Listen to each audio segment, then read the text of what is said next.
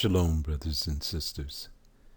Grace, mercy, and peace be unto you from Yahuwah, our Father, and Yahusha. He is the Mashayah, the one that carries the burden of Yah, his voice, our high priest, soon coming King. Hear, O Yeshua, Yahuwah, who is our mighty one. He is one. There is no other mighty one in existence than Yahuwah, and Yahusha is his voice. This is Brother Dode coming to you again to bring you Abib. It is pronounced Abib.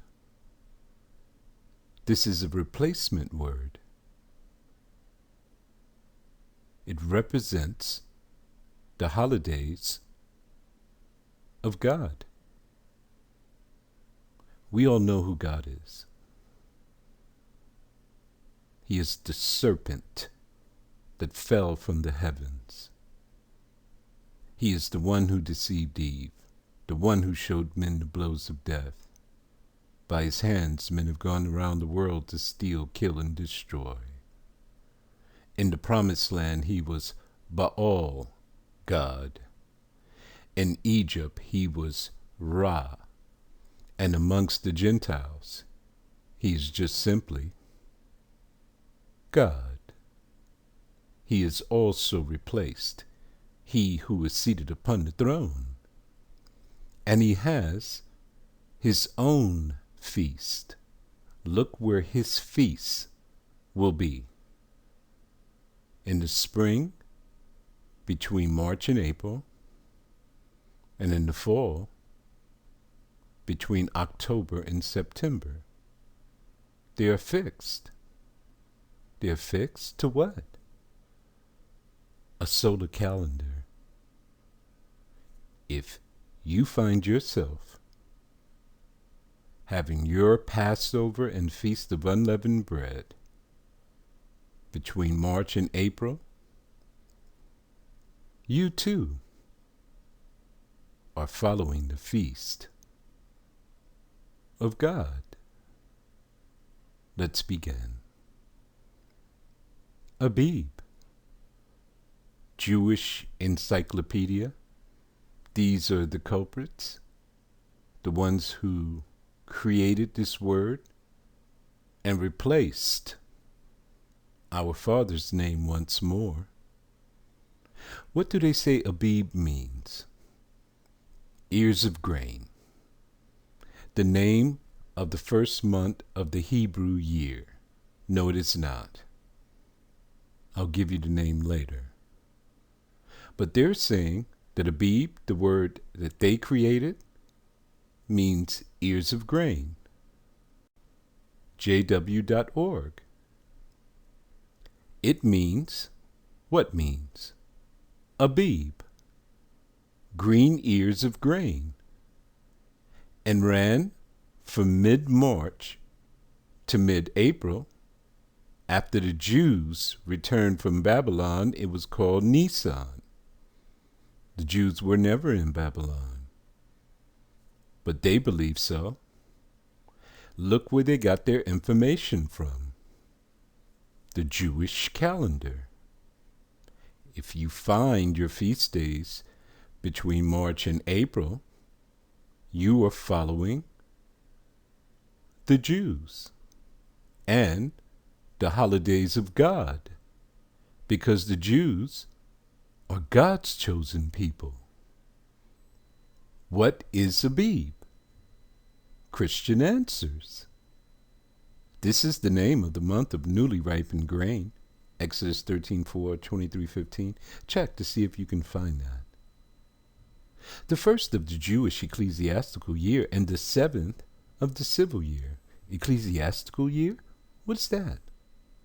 A calendar based on the lunisolar cycle, used by many Christian churches in determining the dates for the movable feasts. There's two lunisolar cycles. One Yah created. How does his work? The moon will naturally move away from the sun in the amount of 10 days every year. In 32 to 32 and a half years, they will meet up, and the cycle will start all over again. The Gentiles' lunisolar cycle is them fictitiously stopping the moon on paper and bringing it back to an equinox so that they can find the feast of God, the feast of the Gentiles. This one has nothing to do with Yah, the civil year, the time taken by the earth to make one revolution around the sun. So if you have noticed, the sun is involved in every one of their equations. Their feasts are on Pope Gregory's calendar. AV1611.com. Abib, the first month of the Jewish ecclesiastical year. Now you know what the ecclesiastical year is, called also Nisan. Look when it begins, at the spring equinox. Have any of you found anything like that in the book?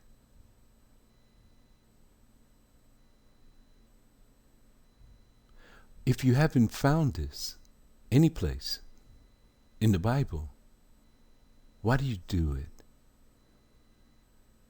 The only reason that you're doing it is because you're following the Gentiles. It begins at the spring equinox and answers to the latter part of March and the beginning of what? April. What are they doing fictitiously here? They're trying to control the weather. You see, the moon cycles back 10 days every year. It'll run through all of the seasons in 32 to 32 and a half years. So they're trying to lasso it fictitiously and bring it back, drag it right back to this place where they call the equinox, a Latin term. It means equal sunlight on the North Pole and the South Pole. It does not mean equal day and equal night. So everything that they're doing is to meet up with their God. Has nothing to do with Yah. Yah told us to follow the moon. The moon is the sign of the righteous. The sun is the sign of the sinners. Strong's H24, the word is Abib, transliteration, Abib, pronunciation, Aw-beeb. Look at the script, that modern script up top. What are the letters? A, Ba, Ya, Ba. Note, every time the Gentiles see the Father's name, they take it out and they replace it with an I or an E. Root word etymology, from an unused root meaning to be tender. Where's the root? Okay, yes, we know it's unused, but where is it? They usually list the root word. If it means to be tender, there's many different terms for corn. For example, look up top. Yaruk, Atzan, Karmal. That means green ears of corn. That's the tender corn. So where's the root here to bring Abib into meaning green ears of corn? Go down to the bottom.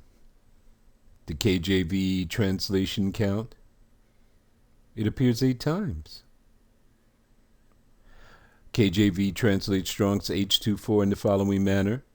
Abib 6 times, but 2 times they translate it differently. In the ear 1 time, green ears 1 time. So everyone took this 1 time that it said green ears that the Gentiles translated it as and ran with it and said Abib means green ears of corn. Then we go to Strong's H3759 to the word that I just showed you up top, Carmel, and you find that the KJV translates Strong's H3759 in the following manner. Look, full ear, green ear, full ears of corn. So Carmel is used for all 3 terms.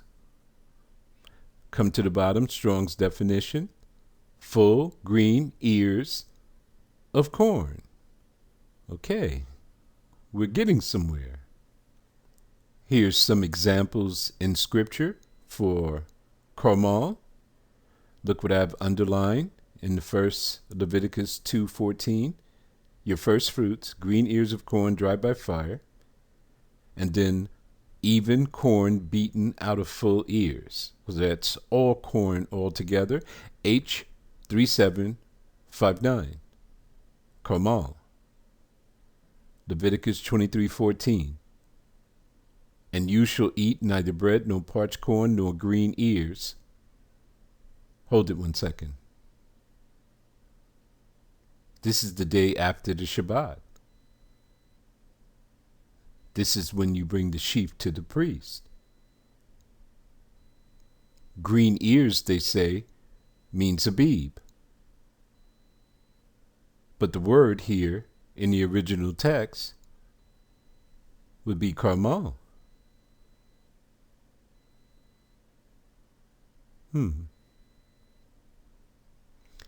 This is supposed to be Abib. Because you are to bring these green ears, or you can't eat these green ears until you brought the sheaf, which is in the first month, which this word should be Abib. Isn't that correct? 2 Kings 4:42. Your first fruits, barley, full ears of corn. H3759. Carmel. Here's another word, Shabbalat. There's many other words for corn and the way that you would handle the corn. But the Gentiles want you to believe that green ears of corn comes from the word of Abib. Well, we can't say that it doesn't, because if they created a word and then they gave a definition to it, they can do that. But when you try to bring your definition into Scripture, that's a problem, isn't it? What agenda could they possibly have?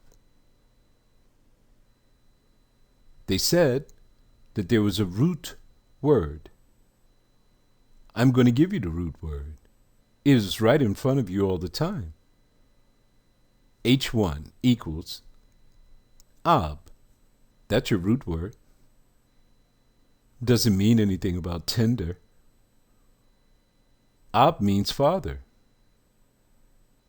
Look, H24, Abib. See the prefix? Ab.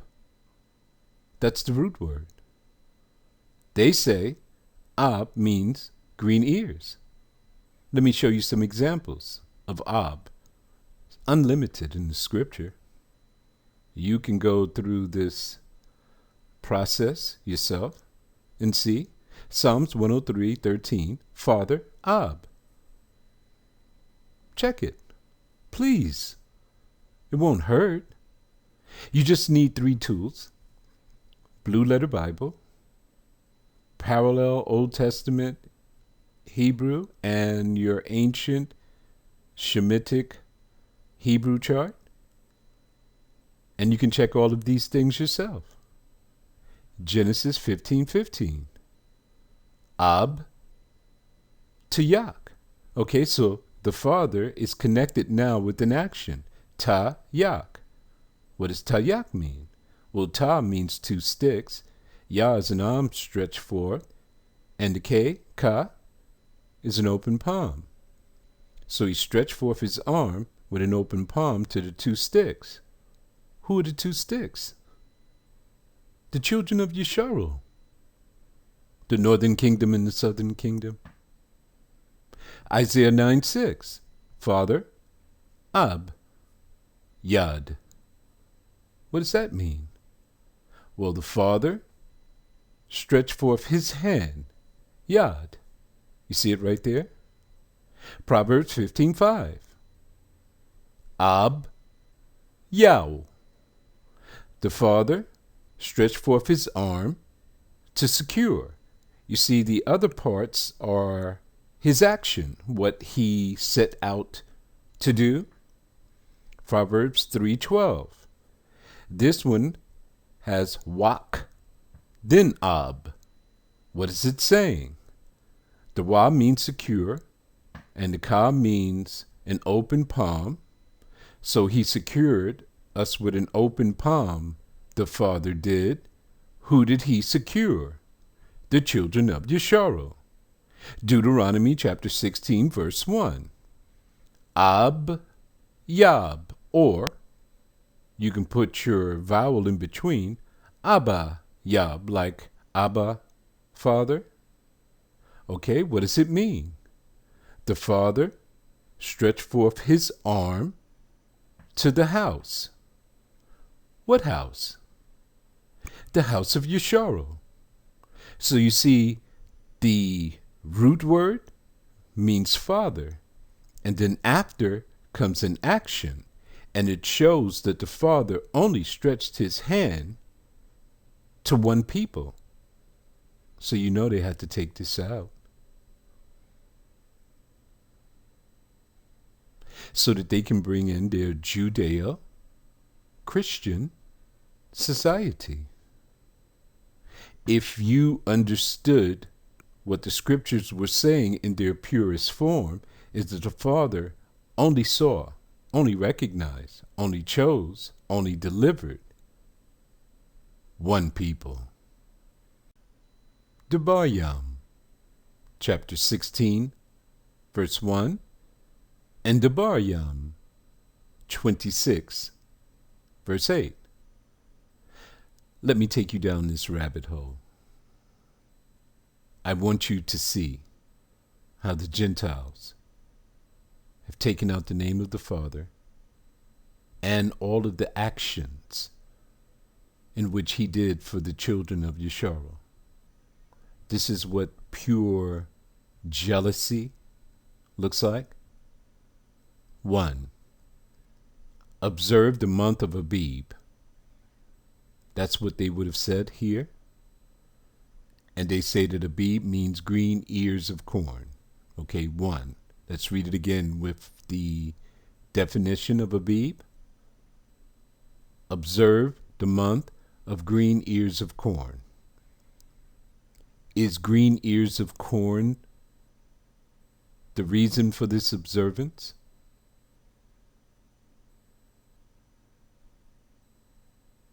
Okay, let's read it with the proper transliteration. Observe the month of Abayab. What does it mean? Observe the month. The father stretched forth his arm to the house. What house? The house of Yisharu. Is that what happened in this month? Let's continue. And keep the Passover unto the Lord thy God. Look what they did again. They took out the name that is above all names and his title, and they replaced him with the Lord and God. Truly, Satan is the God of this world. Let me show you what they took out. And keep the Passover unto Yahuwah, your Alayak. It tells you action. It speaks of an action here. The powerful shepherd of man who stretched forth his arm with an open palm. Who did he do that to? The children of Yisrael. For in the month of Abib, the Lord thy God, see, they deleted the Father, his name, his action, and the people who he extended the action to by putting just this one word, Abib, and then they took out the Father's name and his title again. Let me read it correctly for you. For in the month of Abib, that the Father stretched forth his arm to Yisrael, the house of Yisrael, Yahuwah, your powerful shepherd of men who stretched forth his arm with an open palm, brought you, thee means you forth, out of Egypt by night. This is the whole reason for this celebration of Passover and Feast of Unleavened Bread. Has nothing to do with corn, has nothing to do with harvest. It has to do with his deliverance, with an outstretched arm and a mighty hand. Devarim 26:8. And Yahuwah brought us. What did you say? And Yahuwah brought us. Say that again, Brother Dawood. And Yahuwah brought us. Us is a pronoun that describes a person, place, or thing. Who is the us? The children of Yisrael. Can you not see the jealousy? Yah did not stretch forth his arm to them. So they went with the alternative. Satan, the God of this world. He has his own calendar. He has his own feast days. He rules over the masses. Even the children of Yisrael are flocking to his feast days in March and in April. The Father chose only us and brought us forth out of Egypt with a mighty hand and an outstretched arm, and with great terribleness, and with signs and with wonders. What did the Jews say? They were the ones who were in Egypt. They're caught in a lie already. They said they were there for 400 years.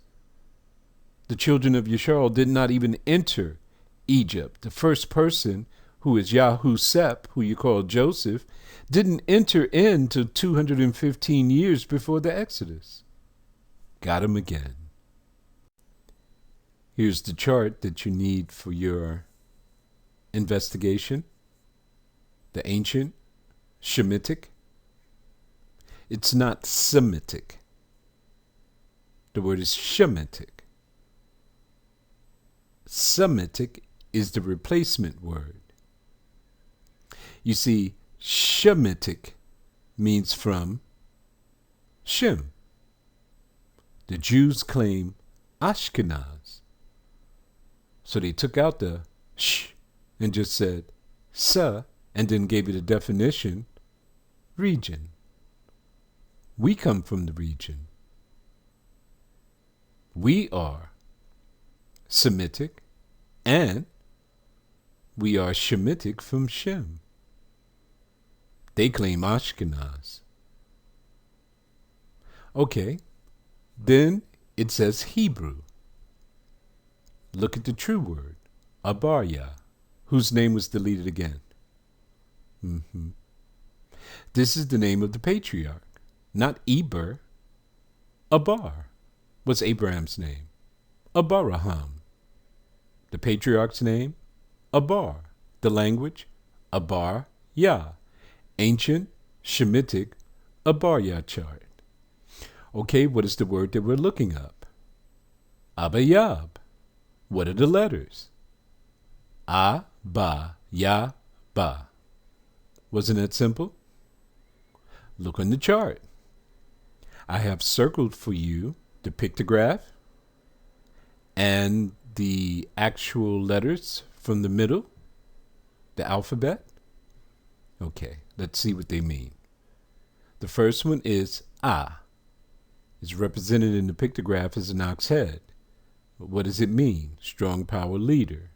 Okay, so for this one, we're going to choose power or powerful. Why? Because we're speaking about Abba, the Father. Yahuwah.